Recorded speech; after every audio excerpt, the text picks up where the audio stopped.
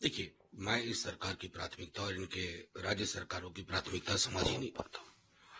15th law commission ने जो आपत्तियां दर्ज की थी उनको आपने संज्ञान में लिया। आज इस देश की प्राथमिकता यूनिफॉर्मिटी ढूंढना और सूंघना नहीं है, डाइवर्सिटी को प्रोटेक्ट करना है, रोजगार के सवाल पे सामने आना है, अस्पताल बेहतर बनाने हैं। आप कहां लगे हुए हैं? तो आपको पता है कि आप इसको डॉग विसिल पॉलिटिक्स के रूप में इस्तेमाल कर रहे हैं और ये कालांतर में आपको पीड़ा देगा। ये जो इमीडिएट रिलीफ मस्जिद कमेटी को नहीं मिली कोटा, उसमें देखिए, मेरा सिर्फ एक सवाल है। इस देश की संसद ने एक कानून पास किया, प्लेसेस ऑफ वर्शिप एक्ट। मैं माननीय न्यायालयों से भी पूछूंगा, उस कानून का अगर कोई मतलब ना रहा, खारिज कर दीजिए। दुनिया के बाकी देश तरक्की के रास्ते ढूंढ रहे हैं, समावेशी विकास के रास्ते ढूंढ रहे हैं, और हम तहखाने वजूखाने में टाल रहे हैं, उसकी सैर कर रहे हैं। अपनी अपनी प्राथमिकता है। नरेंद्र मोदी कहते हैं कि 370 सीट बीजेपी को और एनडीए 400 पार। अब अगर एग्जैक्ट 370 बोल रहे हैं और एनडीए 400, इसका मतलब रिगिंग का कंप्लीट हो गया काम, इतना ईवीएम सेट हो गया। मतलब देश के आप प्रधानमंत्री हैं, आप कहिए ना कि हम भारी मोहम्मत से आएंगे। एग्जैक्ट नंबर 370 जब आप कहते हैं ना तो शक होता है। अगर आप अपने वादे को ना पूरा करके भी अगर 370 लाख का सपना देख रहे हैं तो मैं समझता हूं लोकतंत्र हमारा स्वस्थ नहीं है। 14 में आप किस वादे पे आए थे? 2 करोड़ रोजगार प्रतिवर्ष। आज कितना हो जाए? 20 करोड़। अब 20 करोड़ में आपने 20 लाख दिया है क्या? मैं तो 20 करोड़ की बात नहीं करूंगा, 20 लाख दिया है क्या? नहीं। सरकारी कर्मचारियों की पेंशन का मसला हो, एक तरफ कहते हैं इतने करोड़ लोगों को गरीबी रेखा से, फिर 80 करोड़ को अनाज क्यों देना पड़ रहा है?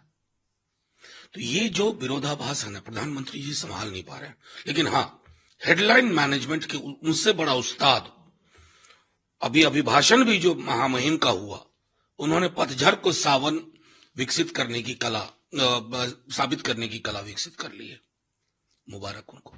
हमला जवाहरलाल नेहरू और इंदिरा गांधी पर कहते हैं कि जवाहरलाल नेहरू सोचते थे कि जो इंडियन लोग का इंटेलिजेंस है ना, वो अमेरिकन और चाइनीज से।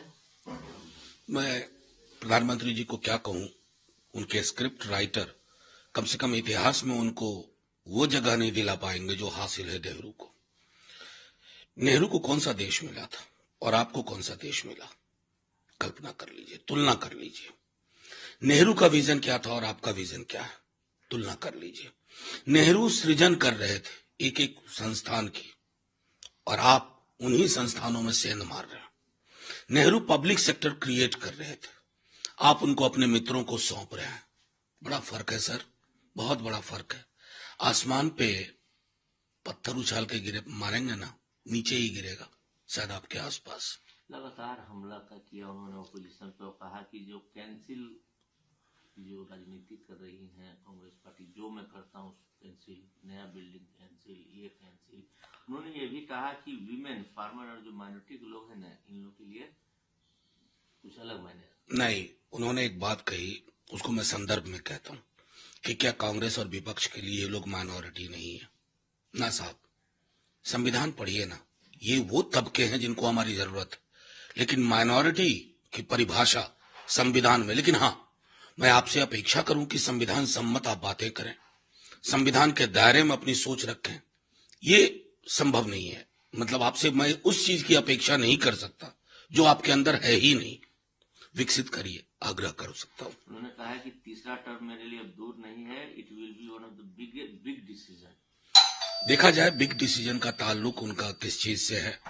अगर है कि औने पौने दाम में सब कुछ बेच दिया जाए, सब कुछ तहस नहस कर दिया जाए, तो कोई दिक्कत नहीं। लेकिन सच तो यह है कि तीसरा टर्म देश के लिए कैसा रहेगा, देश की जरूरत क्या है आज?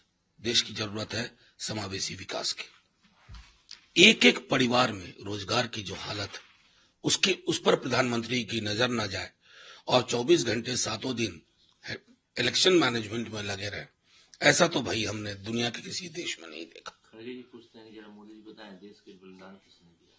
वो जाहिर तौर पर कई दफा खड़गे साहब इस बात को दोहरा चुके हैं और जाहिर है जब देश की आजादी की लड़ाई लड़ रहे थे तो ये लोग कहां थे। अब दूर मत जाइए। जो गोडसे को सबसे बड़ा देशभक्त बताता है वो इनकी पार्टी का एमपी है भाई, प्रत्यक्ष को प्रमाण क्या। ये जो जिस तरह से चंडीगढ़ में जो मेयर के चुनाव हुए इस पर सुप्रीम कोर्ट ने कहा कि डेमोक्रेसी की हत्या है, प्रियंका गांधी ने भी इस बात को नहीं नहीं, इसको इस पर शर्म किसको आनी चाहिए। उन्हीं व्यक्ति को ना, उनकी पार्टी को ना, जो 370 और 400 का दावा कर रहे हैं। इसी तरह 370 और 400 आएगा, इलेक्शन ही रिग कर दो, बैलेट पेपर रिग कर दो। लोकतंत्र की हत्या एक दिन में नहीं होती, ये जिबा कर रहे हैं धीरे धीरे धीरे धीरे धीरे धीरे। यही मैं समझता हूं एक ऐसा क्षण है कि पूरे देश के नागरिकों को समझना चाहिए कि आप वोट कर रहे हैं, लेकिन आपका वोट आपके चयनित उम्मीदवार को जा रहा है कि नहीं, इसकी कोई गारंटी। राहुल गांधी कहते हैं कि इंडिया में की सरकार जब आएगी तो 50% लिमिट उसको रिमूव करेंगे और कास्ट सेंसस में से। देखिए, बिहार में तेजस्वी जी ने नीतीश जी से वो करवा लिया 17 महीनों में, जातिगत जनगणना भी कराई, आरक्षण का दायरा भी बढ़ा। अगर आपका लोकतंत्र प्रतिनिधित्व को सम्मान करना चाहिए तो जाहिर तौर पर उसके अंदर ये होगा कि आपको दायरा बढ़ाना होगा, नहीं तो 5 समृद्धि के टापू का गुणगान होता रहेगा और असमानता के महासागर में लोग गोते लगाते रहेंगे। जरा इस पे थोड़ा प्रकाश डालेंगे। आप लोग के यहाँ सीट शेयरिंग हुई नहीं है इंडिया अलायंस में। ये नकुल नाथ ने अपने आप को कैंडिडेट घोषित कर दिया छिंदवाड़ा से। अब ये कांग्रेस पार्टी का अपना मामला है। छिंदवाड़ा वैसे भी एक उसकी एक पहचान है खास, वो लोग इस पर आपको बेहतर टिप्पणी करेंगे। क्या है बाबू, क्या विषय क्या आपका? अरे ये मांझी जी नाराज चल रहे हैं, बार बार मंत्री पद मांग रहे हैं अनिल कुमार के लिए। नहीं, देखिए मेरा मानना है कि उन्होंने अपने दर्द को गया में भी कल एक भाषण के दौरान उनका दर्द छलका।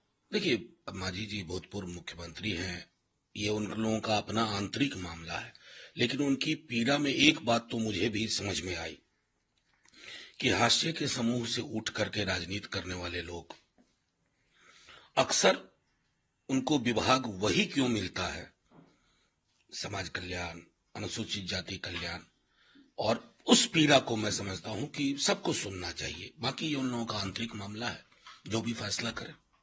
फैसला कुछ कर सकते हैं वो, अब वो उन पर है ना।